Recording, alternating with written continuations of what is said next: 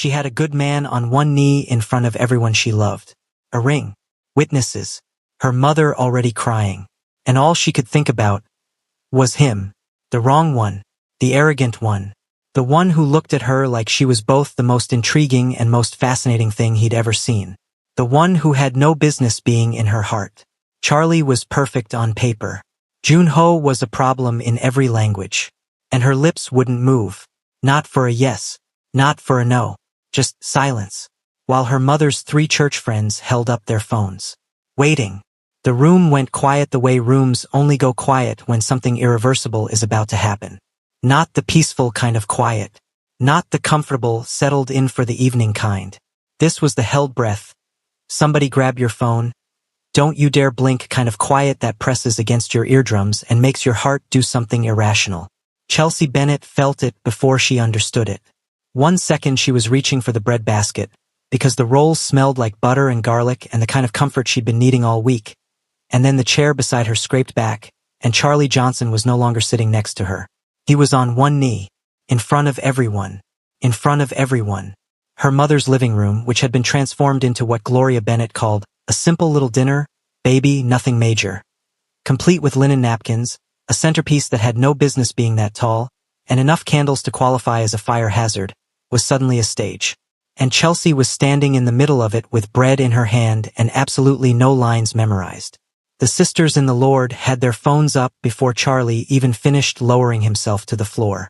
3 women. Miss Deborah, Miss Pat, and Miss Lorraine. All seated at the far end of the table like a panel of judges at a gospel talent show. Arms extended, cameras steady, already composing their captions in their heads. She said yes, with 17 exclamation points and a Holy Ghost emoji. Gloria Bennett's face was a masterpiece of expectation. Her hands pressed to her mouth like she was witnessing the second coming. Tears. Immediate, preloaded tears. Like she'd been holding them behind her eyes since Charlie called her 2 weeks ago to ask permission. Which he had. Which Gloria had already told the entire church about. Under the guise of a prayer request. Kamara Clark, Chelsea's best friend, sat 3 seats down with an expression caught between horror and fascination. The specific look of someone watching a car slide slowly toward a ditch and understanding there is nothing to be done.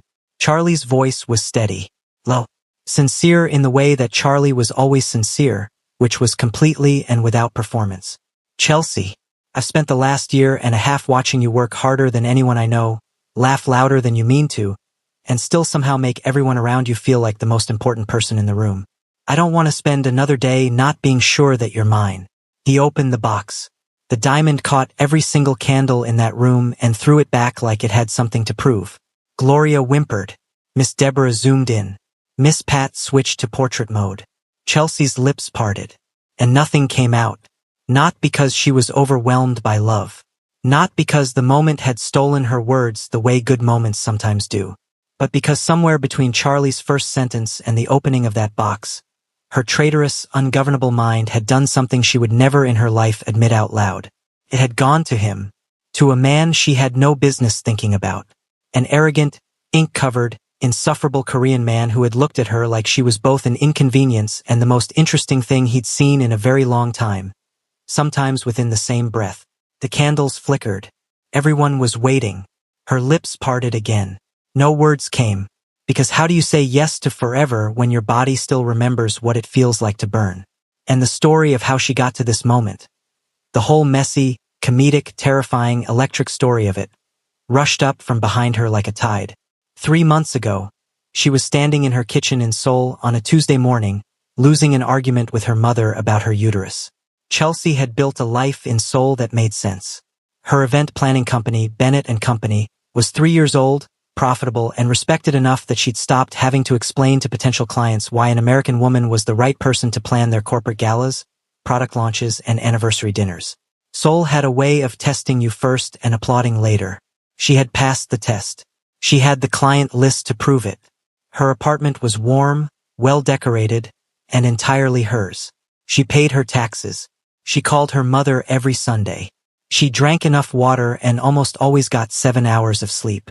By every measurable standard, Chelsea Bennett had it together. What she had not anticipated, could not have anticipated, not with any amount of prayer or preparation, was that her mother's quick 2-week visit in September would become October, and then November. And now here they were, deep into the new year, and Gloria Bennett had a designated drawer in the bathroom, a standing Sunday slot at a Korean church with an English interpretation service, and 3 new best friends she referred to collectively as her sisters in the Lord. The woman had colonized the apartment. Lovingly, enthusiastically, with a full spice rack and absolutely no intention of leaving. Chelsea Renee Bennett, Gloria said that Tuesday morning, not looking up from her Bible, which was open on the kitchen counter beside a mug of tea and a small bottle of anointing oil that had no business being in the kitchen but had somehow migrated there. Your eggs are not getting any younger. Chelsea poured her coffee. Good morning to you too, Mama. I'm serious. Gloria turned a page. I was reading in Genesis this morning. God told Abraham and Sarah to be fruitful and multiply. Sarah waited, and you know what happened? Her womb dried up like a raisin, baby. Raisin. Sarah was 90 years old. And you will be 30 in 7 months. Chelsea stared at her. Those are not the same number. The principle is the same. Gloria finally looked up, and her expression was the particular blend of maternal love and quiet devastation that she had perfected over 29 years of parenting. Charlie is a good man, a God-fearing, employed, respectful, good man who loves you and has never once given me a reason to clutch my pearls. Do you know how rare that is? Do you know how many women are out here praying for a Charlie? I know, Mama. Your cousin Tiffany. I know about Tiffany, Mama. 3 kids by 3 different. Mama. Gloria closed her Bible with the measured patience of a woman choosing grace. I'm just saying. You have something good right in front of you and you're making that face. What face? The face you make when you're trying to convince yourself of something you don't fully believe. Chelsea opened her mouth, closed it, took a long sip of coffee and looked out the window at Seoul waking up below her. The early commuters, the street vendors, the city already in motion while she stood here being psychoanalyzed by a woman in a housecoat and reading glasses. The thing about Gloria Bennett was that she wasn't wrong about Charlie. That was the inconvenient part. Charlie Johnson was, by every observable metric, a wonderful man. Tall, handsome, stable. A finance manager at an international firm who cooked on Sundays and remembered the names of her clients and had never once raised his voice at her. He was kind without effort, thoughtful without being asked. He looked at Chelsea the way a man looks at something he intends to take care of. And Chelsea liked him. She did. Genuinely. She just didn't feel him. There was no other honest way to say it. No earthquake when he walked into a room. No warmth that crept up her spine when he laughed. After a year and 6 months, she kept waiting for the feeling to arrive. The pull, the ache, the involuntary want, and it simply hadn't. What they had was warm and steady and comfortable. And comfortable, Chelsea was beginning to understand, was its own quiet kind of lonely. But she hadn't said any of that out loud. Not to Charlie. Not even to Kamara fully.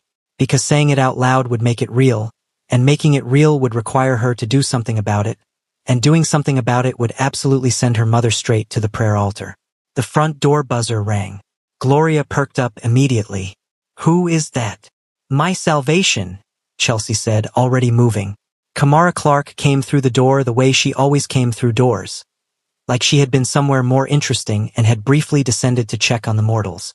She was in a rust-colored coat, carrying 2 cups of coffee from the place downstairs, and she assessed the kitchen scene in approximately 1.5 seconds. Mrs. Gloria, she said, warm and careful. Good morning. Looking like a whole snack as usual. Kamara. Gloria's smile was genuine. She liked Kamara. Kamara attended church when invited and had never been publicly chaotic. There's tea if you want. I'm actually stealing Chelsea for the morning, Kamara said, already setting a cup in front of Chelsea. Work emergency. It's 7:30. Events don't sleep, Mrs. Gloria.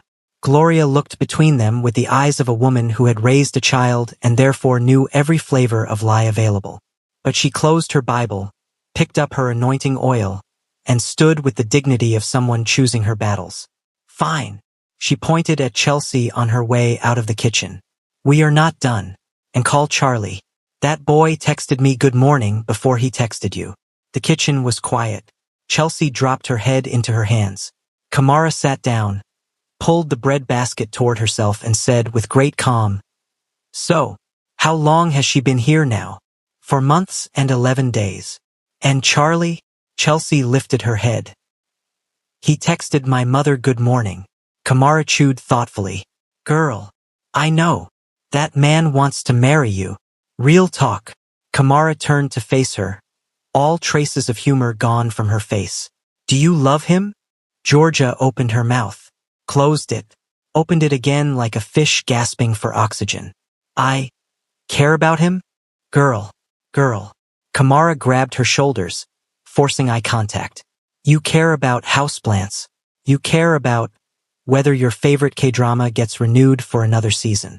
You do not marry someone you care about. That's how you end up on a true crime podcast. He's good to me. He's stable. He's everything my mother. I didn't ask what your mother wants. I asked what you want. Chelsea looked out the window again. Seoul glittered, indifferent and gorgeous. Somewhere out there, she had an event to plan. A corporate gala for a company she'd never worked with before, booked through a referral from a client's mother who had been very specific about the details and very vague about her son. She had no idea. Sitting in that kitchen with Kamara and cold coffee and the ghost of her mother's voice still hanging in the air, that the event would change everything. That she was 3 weeks away from spilling wine on the most arrogant man she had ever met in her life, and feeling more alive than she had in years. The brief for the Kim Group Gala arrived in Chelsea's inbox on a Wednesday and made her sit up straight in her chair. Not because it was complicated. She had handled complicated. She had once coordinated a product launch for a tech company that changed its theme 3 times in 2 weeks and still expected the flowers to be fresh. Complicated was her native language. What made her sit up was the scale. The Kim Group was not a company you casually threw a party for. It was the kind of name that appeared in financial headlines and architectural magazines simultaneously. A conglomerate with fingers in real estate, technology, hospitality, and apparently the particular Seoul social calendar that Chelsea had been working her way into for 3 years. The gala was to celebrate a new international partnership. For 100 guests. The Grand Hyatt Ballroom. A production timeline that was aggressive in the specific way that money always made timelines aggressive. The referral had come from Kim Young-suk herself, the mother of the company's CEO. She had called Chelsea's phone personally, not an assistant, not a scheduling platform, and spoken in careful, precise English with the warmth of a woman who had chosen her deliberately. I've heard very good things about your work, Miss Bennett. I want this evening to feel like something my son cannot find fault with. He finds fault with everything. Chelsea had laughed before she could stop herself. I'll take that as a briefing. Take it as a warning, Young-suk had said, and she was smiling when she said it. Chelsea could hear it. She threw herself into the preparation the way she always did. Completely, methodically, with Kamara managing logistics and Chelsea managing everything that required taste and instinct and the particular understanding that a room has a feeling before it has a single decoration in it. 3 weeks of vendor calls, floor plan revisions, lighting consultations, and one very tense conversation with a florist who did not understand that ivory and white were not interchangeable. By the evening of the gala, Chelsea had been on her feet for 11 hours. She was not at her most patient. But she was professional, she was present, and the ballroom looked like something you'd want to stay inside forever, warm amber light pooling across draped tables, the kind of floral arrangements that looked effortless because the effort had been enormous, a string quartet already threading music through the air like something you felt before you heard it. She was doing a final walkthrough, earpiece in, clipboard in hand, moving with the focused efficiency of someone who knew every square foot of the room and exactly what could still go wrong, when a server came around a corner faster than he should have. The tray tilted. The glass tipped, and a full pour of deep Merlot arced through the air in what felt, in the moment, like slow motion, the way disasters always seem to slow down just long enough for you to register that there is absolutely nothing you can do. It landed on the man standing directly to her left. Dark, expensive fabric. White shirt beneath. The wine spread like a verdict. Chelsea's stomach dropped to the floor. She spun, already talking. Oh my God. I am so sorry. Let me get someone. And then she looked up, and her next sentence simply ceased to exist. He was tall in a way that rearranged the space around him. Dark eyes that didn't widen in surprise or narrow in anger. They just looked at her, with a stillness that felt more unsettling than either reaction would have been. His jacket was ruined. He knew it. He didn't seem particularly moved by this fact. He looked down at the stain, then back at her. "What a way to make a first impression," he said. His voice was low. Not loud, not sharp, just placed, deliberately, like a word he'd already decided on before she finished panicking. There was the edge of something in it, not quite a smile. The territory just before a smile, which was somehow more aggravating than the smile itself would have been. Chelsea pulled herself together in the span of about 2 seconds, which was a personal record given the circumstances. "I'm Chelsea Bennett.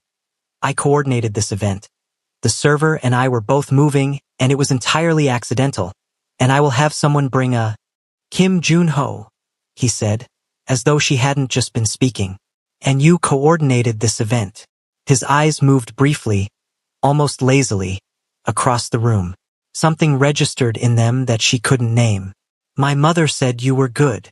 The sentence landed without warmth and without hostility. Purely observational. Like she was data he was still processing. Chelsea kept her expression professional with the effort of someone holding a door shut against wind. "I'll arrange for your jacket to be handled immediately, Mr. Kim. Again, I apologize. It's a jacket." He said it the way people say things they mean but no sound dismissive. Then he looked back at her, and there was something in the directness of it. Not rude, just utterly unfiltered. That made the air in her immediate vicinity feel slightly different. "The room looks good." And then he walked away. Chelsea stood there for exactly 3 seconds. Then she turned to find Kamara, who had witnessed the entire thing from 8 feet away and was looking at her with an expression of pure, undisguised interest. "Don't," Chelsea said. "I didn't say anything. You were about to. I was going to say he's—" "Kamara. Extremely. We have 400 guests arriving in 40 minutes. Kamara looked one more time in the direction Junho had walked. "Right? Yes. Guests." She fell into step beside Chelsea. Extremely tall, though. Chelsea did not respond to that. Professionally. The gala went beautifully. The kind of beautifully that made clients reach for your hand at the end of the night and say thank you like they mean something deeper than the event. Young Suk found Chelsea near the entrance as guests were beginning to leave, and held both her hands in that warm, particular way that felt like being recognized.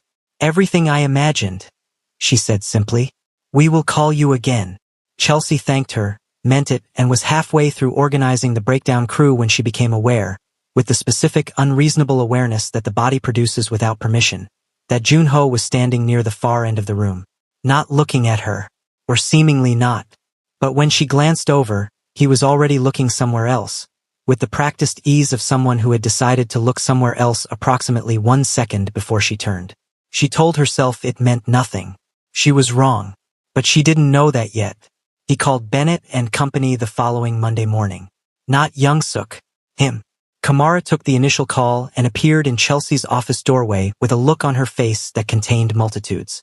"Kim Junho's office," she said carefully, "wants to discuss a potential ongoing contract, quarterly events, internal and external. They're asking for a meeting." Chelsea looked up from her screen. "His mother referred us for the gala." "Yes. And now he wants a contract." "Apparently." A beat.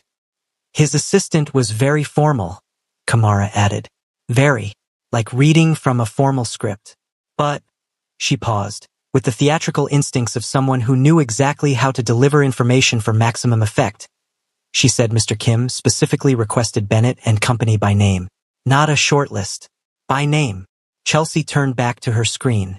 "Set up the meeting." The meeting was at Kim Group headquarters, 42nd floor, in a conference room that felt like it had been designed to make everyone inside feel slightly underprepared. Chelsea was not underprepared. She had a portfolio, a rate sheet, a 3-year track record, and the particular posture of a woman who had earned her seat at every table she'd ever sat at. Junho arrived 8 minutes late, which she suspected was not an accident, and sat at the head of the table with the comfort of someone who had never once questioned whether a room belonged to him. He looked at her proposal for 11 seconds before he looked up. "You increased the service rate by 15% from the gala invoice. For ongoing contracts, the rate reflects comprehensive service management rather than single event coordination," Chelsea said evenly. "The breakdown is on page 3. I saw it." "Then you have your answer." Something moved across his face. Not irritation. Something more like recalibration, the micro-adjustment of a man who had expected a negotiation and received a statement instead. Page 3, he said slowly, mostly to himself, and turned to it. His assistant, seated to his right, was watching Chelsea with an expression of quiet surprise. They went through the proposal point by point. Junho asked precise questions. Not antagonistic ones. Precise, the kind that revealed he had actually read everything before he walked in, which she had not expected, and which was more annoying than if he'd simply been dismissive. She could handle dismissive. She knew how to navigate dismissive. She did not have an established protocol for attentive. At the end of it, he leaned back in his chair, looked at her with that same unreadable stillness from the gala, and said, "You're confident for someone who spilled wine on a client at first meeting." "Former client," Chelsea said. "At the gala you were the CEO of the company being celebrated. As of this meeting you'd be a new client. Different relationship entirely." He was quiet for a moment. "You're going to be difficult to work with," he said. And there it was, not a smile exactly, but the territory just before one. The same place it had been at the gala. Like he kept his amusement at a deliberate distance from his face and let it live just at the edge. "I'm going to be professional," Chelsea said. "Sometimes those look the same." He signed the contract 3 days later. What followed was 6 weeks of professional proximity that Chelsea did not have a clean word for.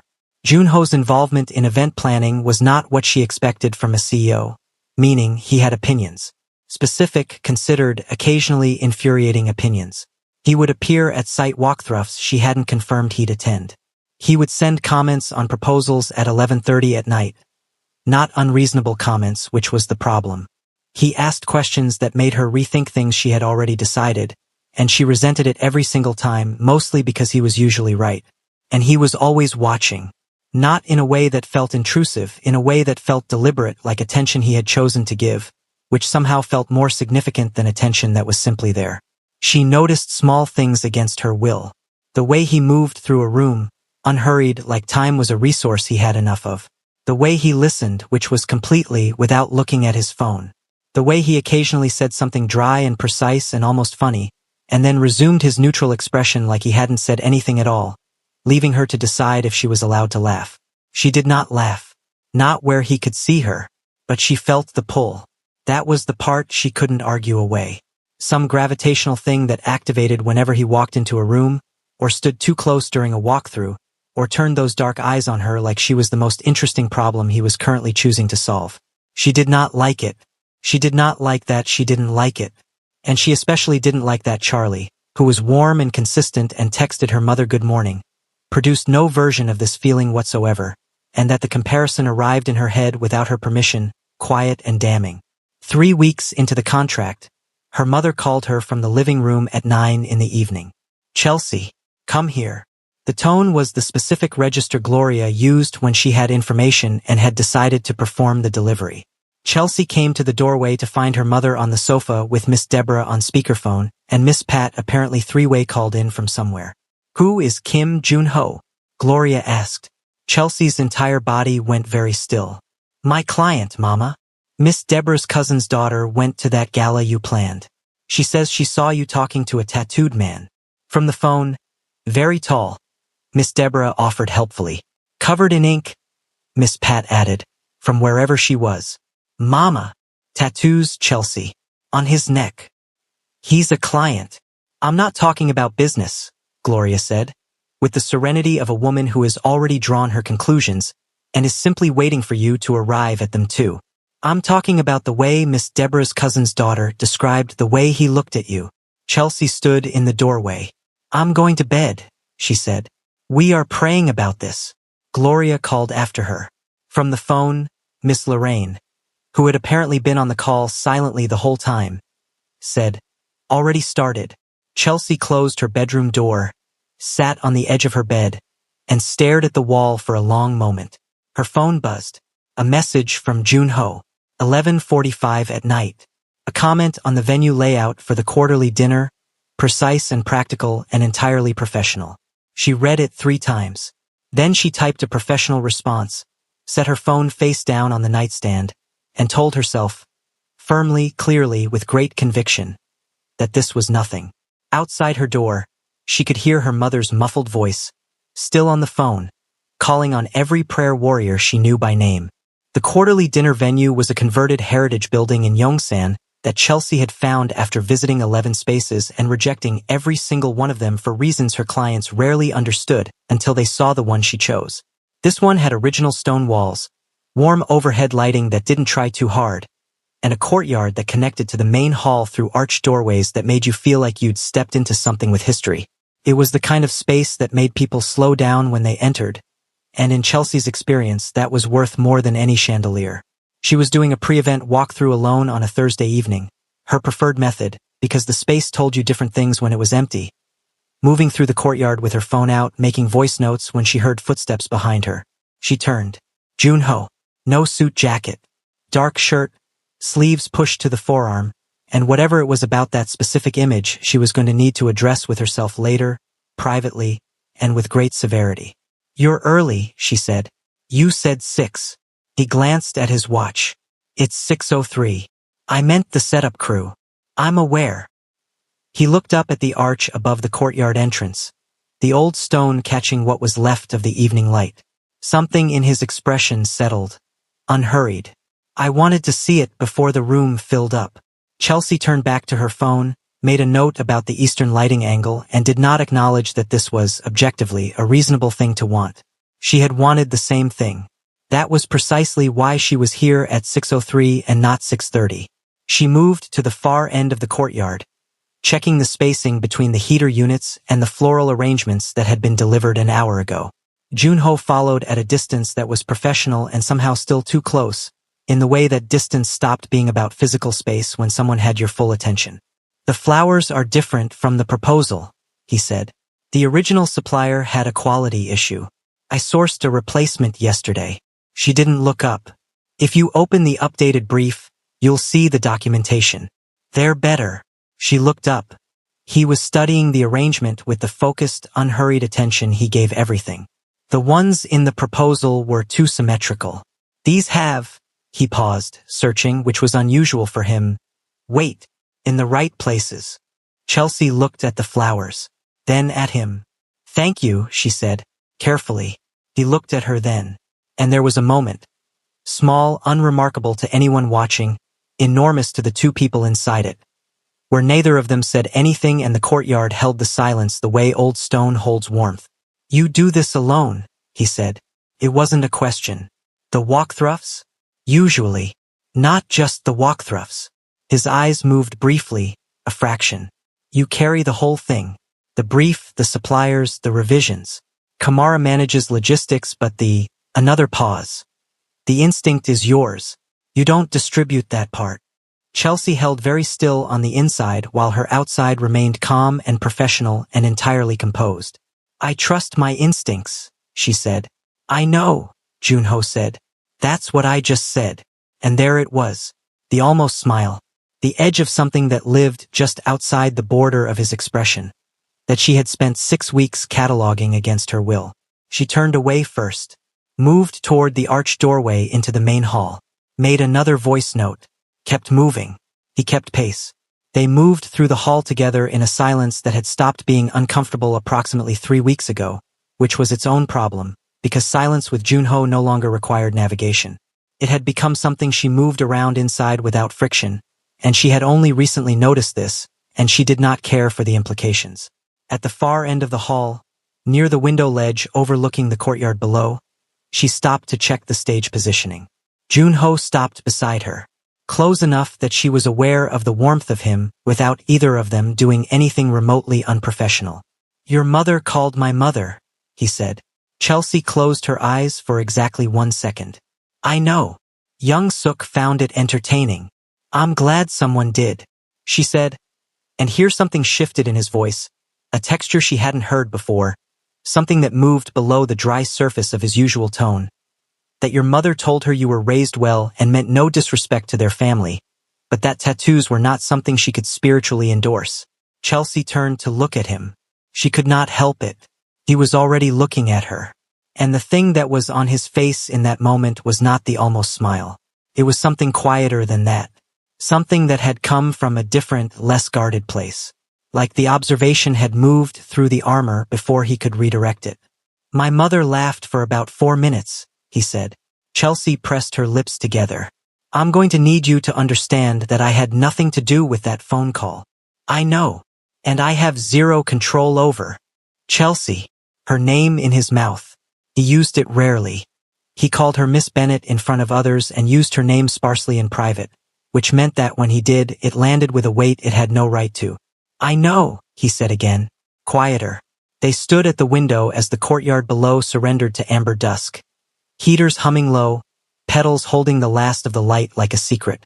The room behind them had gone quiet in that particular way rooms do when something is about to happen inside them.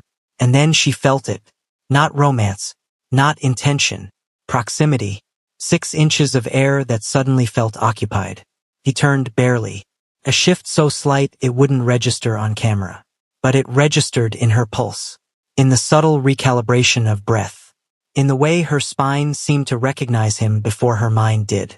The flowers, he said, voice lower now, textured by the hush. You chose them for the weight in the stems. Not the blooms. It wasn't about flowers. The air tightened. Junho. His name left her softer than she intended. You notice what other people don't think to look for. His gaze held hers without its usual restraint. No polished neutrality. No careful distance. Just heat. That's a particular kind of loneliness. The words didn't land gently. They slid under her skin. Something inside her gave. Not loudly, not dramatically. But with the quiet, splintering awareness of being seen. Not professionally. Not politely. Personally. She could see everything now. The sharp discipline of his jaw. The faint shadow beneath his cheekbone. A strand of hair slipping across his forehead. Ink just visible at his collar. Deliberate, restrained, dangerous in its restraint. He didn't move closer. He didn't have to. The gravity shifted. Her body betrayed her first. A fractional lean, barely perceptible, instinct reaching for warmth before permission could be granted. The space between them thinned. His breath touched her cheek. Warm, steady, controlled. He felt it too. His hand flexed once at his side. The only tell. Then he stepped in, not enough to trap her. Just enough to make retreat a decision. Their faces aligned. Close enough now that focus blurred. Close enough that her pulse felt shared. If I step closer, he murmured, eyes dropping briefly to her mouth and back. You won't misunderstand me. It wasn't arrogance. It was certainty. Her fingers tightened at her sides. Every sensible thought she had ever cultivated, her boyfriend, her mother, her carefully ordered life, flickered like a failing light. And still she didn't step back. His hand rose, slow, deliberate, not touching her, just hovering at her waist as if asking without asking. The world narrowed to breath and skin and the unbearable awareness of choice. She felt the moment tipping, felt herself surrendering to it. And then, the door at the far end of the hall opened. Chelsea, Kamara's voice, bright and entirely unaware. The caterers are asking about the... She appeared in the doorway, saw them, and performed the world's fastest social recalibration. The serving timeline, which I can handle myself completely. Chelsea had already stepped back, turned toward her clipboard, found a voice note to make. I'll come, she said, steadily. She walked to the doorway without looking back. Kamara fell into step beside her, said absolutely nothing for a full corridor's length, and then, in a low voice, I wasn't gone 20 minutes. There's nothing to say. Okay. Kamara. I said okay. A pause. He watched you walk away, though. Chelsea said nothing. She filed that information somewhere she didn't intend to visit and kept moving. Meanwhile, across the city, in a living room that smelled of shea butter and a specific brand of prayer meeting perfume that Chelsea had grown up associating with serious spiritual business, Gloria Bennett was holding court. Miss Deborah was on the sofa. Miss Pat was in the armchair.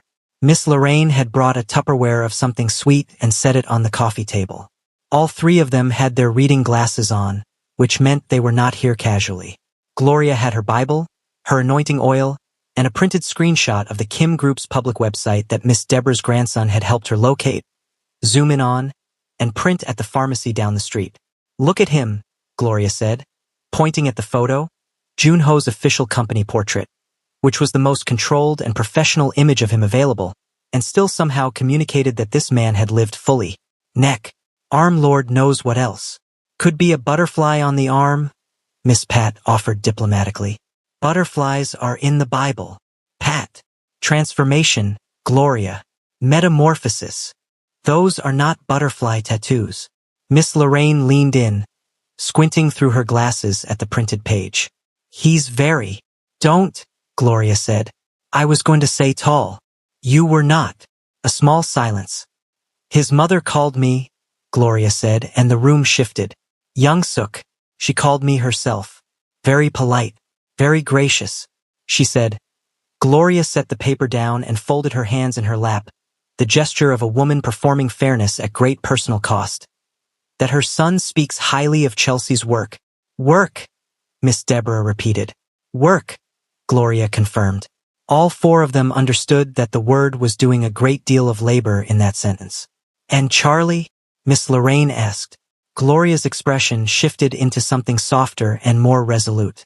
Charlie is still the plan. Charlie is a good man.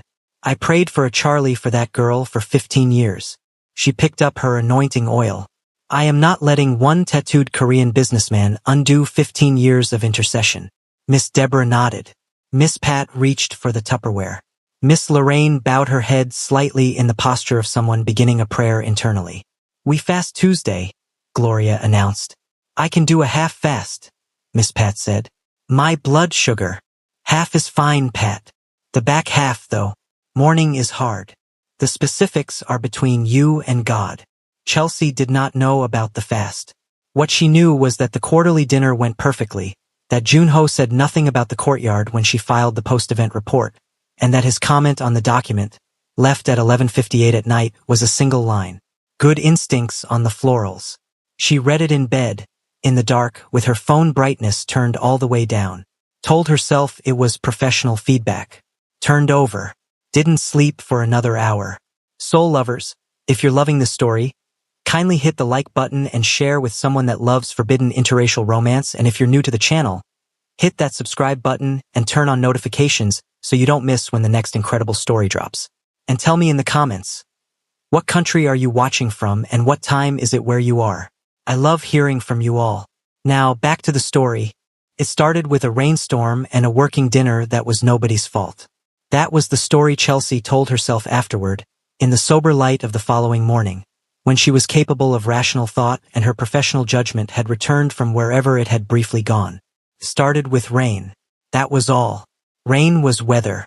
Weather was neutral. Weather did not make decisions. The working dinner had been Young Suk's suggestion, a final review of the upcoming international partnership announcement, which had expanded in scope 3 times since Chelsea first took the brief and now involved a guest list, a live performance element, a 12-course dinner, and the specific anxieties of 4 board members who all had different ideas about what sophisticated meant. Young Suk had taken an evening flight to Busan to visit family. Junho's assistant had coordinated. The restaurant they'd booked for the review dinner canceled 2 hours before with the specific brand of apology that contained no actual remorse. Junho's office called Chelsea's office. Kamara had taken the call and looked up from her desk with an expression that she arranged very carefully into neutrality. They're suggesting his place, Kamara said. The penthouse. It's 10 minutes from the venue. He has the full event file, the catering samples were already delivered there this morning, and... Fine, Chelsea said, before Kamara could finish constructing the reasonableness of it. Because it was reasonable. That was the thing. At every step, the decision was reasonable. The penthouse was on the 38th floor of a building in Itaewon that had the quiet confidence of something that didn't need to announce itself. Private elevator. A foyer that opened into a living space where the city spread out beyond the glass like a painting that changed every hour. Chelsea noted the space with the professional part of her brain. The clean architectural lines, the way the lighting had been considered, the absence of clutter that spoke less to minimalism as a style and more to a man who only kept things he'd chosen deliberately. Junho was already at the dining table when she arrived. Jacket off, sleeves rolled. The event file open in front of him alongside the catering samples arranged with more order than she'd expected. He looked up when she walked in. The florist called, he said, by way of greeting. I know. I handled it. She said you were diplomatic. She was being generous. He almost smiled. She sat down, opened her own file, and they went to work. This was the thing that complicated everything. The thing she couldn't explain to Kamara cleanly or to herself without sounding like someone in the middle of something she hadn't consented to. Working with Junho was good. Not tolerable. Not professionally manageable. Good in the way that working with someone who thinks clearly and says what they mean and doesn't require you to translate yourself is good. He made decisions quickly and explained his reasoning without being asked. He pushed back when he disagreed specifically and without drama. He didn't perform engagement, he was simply engaged. Fully, the way some people never are. They moved through the file together. The table held wine, water, the catering samples, and 2 hours of focused work. Outside, the rain arrived. Not gradually but all at once, the way Seoul rain sometimes did. Like a decision the sky had been building toward all day and finally committed to. It changed the sound of the room. Softened the city lights below into something blurred and warm. Chelsea was mid-sentence about the stage configuration when she reached across the table for the venue schematic and Junho reached for it at the same moment. His hand covered hers. Neither of them moved. It lasted 3 seconds. Maybe 4. The kind of seconds that don't run at normal speed. He didn't move his hand. She didn't move hers. The rain against the glass was the only sound in the room and it was suddenly very loud. Chelsea looked up. He was already looking at her. No almost smile this time. No dry, controlled distance. Just the full weight of his attention, undiverted and unhidden, and something beneath it that had been living there for weeks, patient and deliberate, waiting for a moment exactly like this one to have nowhere left to go. Junho, she said. Her voice came out steady. She was proud of that. Chelsea, just her name, the same way he'd said it in the courtyard. Like it was the only word the sentence needed. She should have moved her hand. She knew that. The part of her brain that managed professional conduct and self-preservation and the very reasonable life she had constructed was issuing clear instructions. She was aware of them. She simply wasn't moving. This is, she started. I know what it is, he said quietly. She stopped. I know, he said again.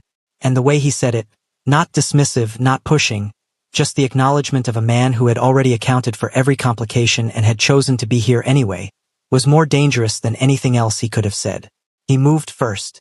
Slowly, with the deliberateness that was so entirely him. Not impulsive, not careless, the way he did everything, he closed the distance. And she met him. The kiss was not tentative.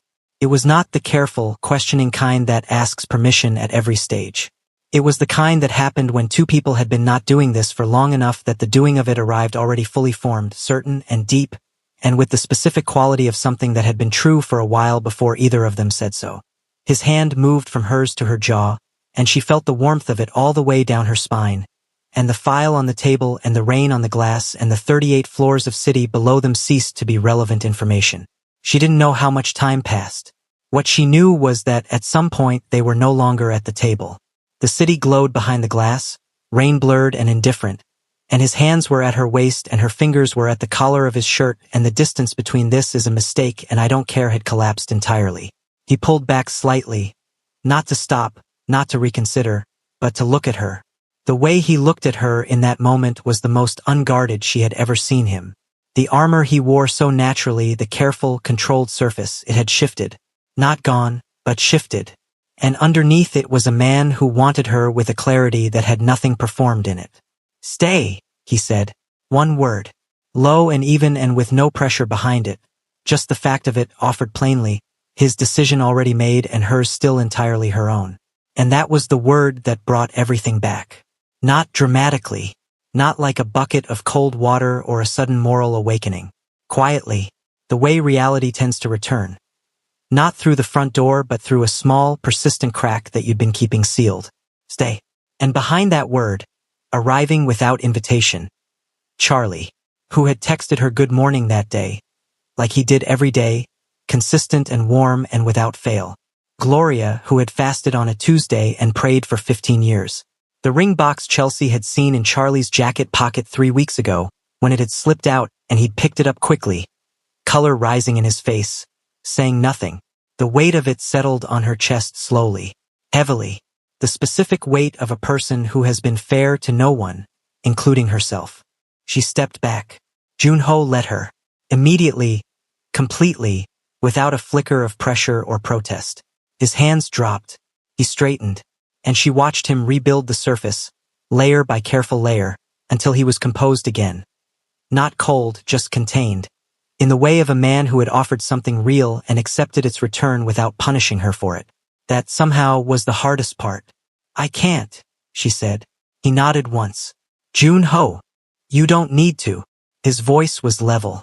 Not hurt in any way she could point to, which didn't mean it wasn't. I know where you are. She picked up her bag. The file. The things she'd brought in as a professional person attending a work meeting, which now felt like items from a different timeline. The event, she started. We'll be fine, he said. You're good at your job. The compliment landed like something else entirely. She walked to the foyer, called the elevator, stood with her back straight and her breathing even and the full knowledge that she had just walked away from something that would not wait forever. The elevator arrived. She stepped in. Junho had not followed her to the foyer. He stayed in the living room, which was the right thing to do, and she was grateful for it with a specific aching gratitude. The doors closed. 38 floors down. She stepped into the lobby, and the rain was still going, steady and indifferent, and Seoul spread out around her in every direction, brilliant and unhelpful. She called Kamara. 3 rings. Hello. Kamara's voice, slightly sleepy. Chelsea stood in the lobby and said nothing for a moment. Chels? I need you to talk to me about something completely unrelated to anything, Chelsea said. Anything. Tell me about your week. Tell me about that restaurant you went to. Tell me literally anything. A pause. Then, carefully, you okay? I will be. Do I need to know what happened? Not tonight. Kamara was quiet for a moment. Then, okay. So, the restaurant. Her voice shifted into the warm, ordinary register of a best friend who understood that sometimes what a person needed was not analysis but company. The pasta was unbelievable. Like, I need you to understand, it had no business being that good. Chelsea exhaled. Outside, the rain kept coming. She stood in the lobby and listened to her best friend talk about pasta, and let the ordinary warmth of it hold her upright while she figured out what came next. What came next was 2 weeks of professional distance that Chelsea maintained with the focus of someone defusing something. She corresponded with Junho's assistant rather than Junho directly wherever possible.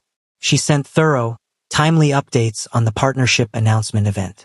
She was excellent at her job, which had always been her most reliable armor, and she wore it fully. Junho did not push, did not reference the penthouse, sent his comments through the file system precise and useful, behaved in every observable way, like a man who had decided to give her the room she'd asked for without requiring her to ask twice, which made everything simultaneously easier and harder. Charlie, in this same 2-week window, was attentive and warm and entirely himself. He brought her favorite coffee on a Thursday. He fixed the kitchen cabinet door that had been loose for 3 weeks without being asked. He looked at her the way he always looked at her, with the steady, quiet certainty of someone who had decided and was not reconsidering. Chelsea received all of it and felt, beneath the warmth of it, the growing presence of a question she could not keep deferring. Gloria, operating on maternal instinct and whatever the sisters in the Lord had picked up through their extensive intelligence network, had somehow registered a shift in the atmosphere without being told anything. She made Chelsea's favorite meal one evening without explanation. She didn't mention tattoos for 4 days, which was its own kind of communication. You look tired, baby, she said one morning. Simple. No agenda behind it. I'm fine, Mama. Gloria looked at her for a moment with those eyes that had known Chelsea's face for 29 years. Then she put a cup of tea on the counter and went back to her Bible without another word. It was somehow the kindest thing she could have done. Then Charlie called Gloria, and Gloria called Miss Deborah, and Miss Deborah told Miss Pat and Miss Lorraine. And 2 days later, Chelsea came home from a site visit to find her apartment transformed into a dinner that had not been described to her as what it actually was. The centerpiece was too tall. The candles were a fire hazard. The linen napkins were folded into shapes that required practice. And the sisters in the Lord were already seated, phones face up on the table, fingers hovering. Chelsea had dressed for a dinner. That was the thing she kept returning to, in the suspended, airless moments after Charlie's knee hit the floor. She had dressed for a dinner. Dark trousers, a blouse the color of warm sand, her hair down and moving the way it always moved, naturally, without effort, the way she preferred it.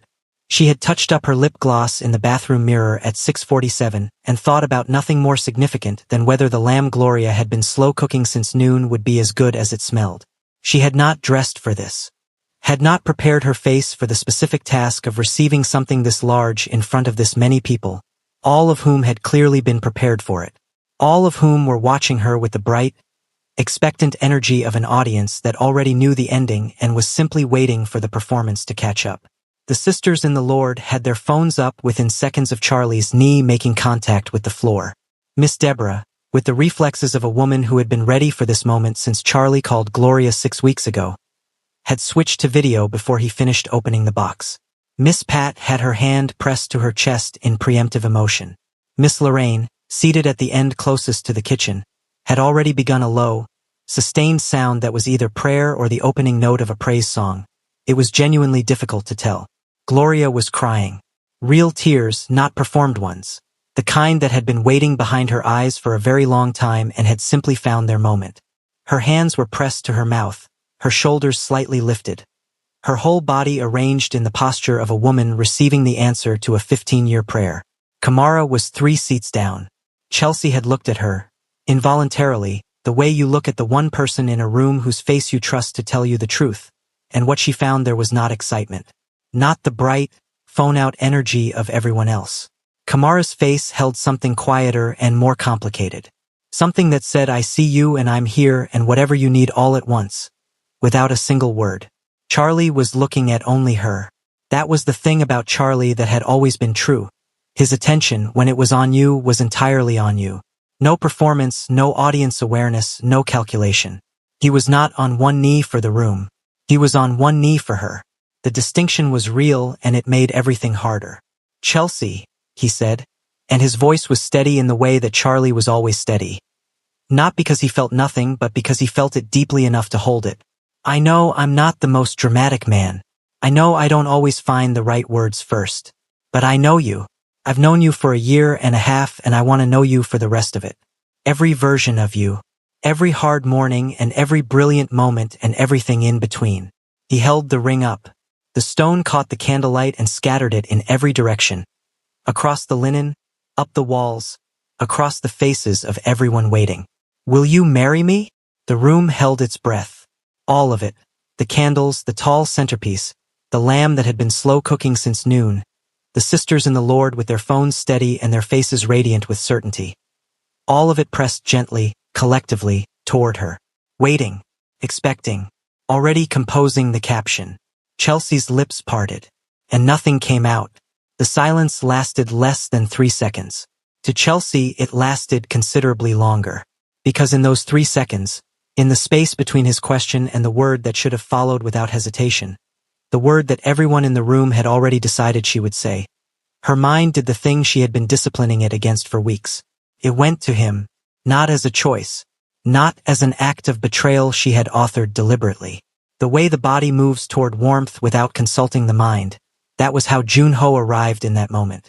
Uninvited, unannounced, and completely beyond her management. She saw the courtyard, the amber light on old stone, the moment at the window when he'd said that's a particular kind of loneliness, like he'd looked at her and found something she hadn't put on the surface. The rain on the glass 38 floors up. His hand on hers, unhurrying, patient. The kiss that had arrived was already certain. The way he'd said stay, one word, no pressure, her choice entirely her own, and the way he'd let her go the moment she stepped back, without a single word of recrimination. She saw his face in the elevator doors as they closed.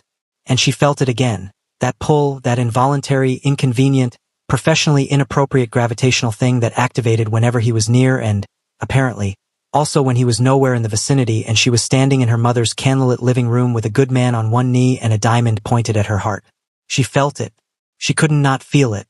And she felt Charlie too warm, solid, real Charlie, who had brought her coffee on a Thursday and fixed her cabinet door and texted her mother good morning and loved her in the steady, unhurried way that some people spent entire lifetimes looking for.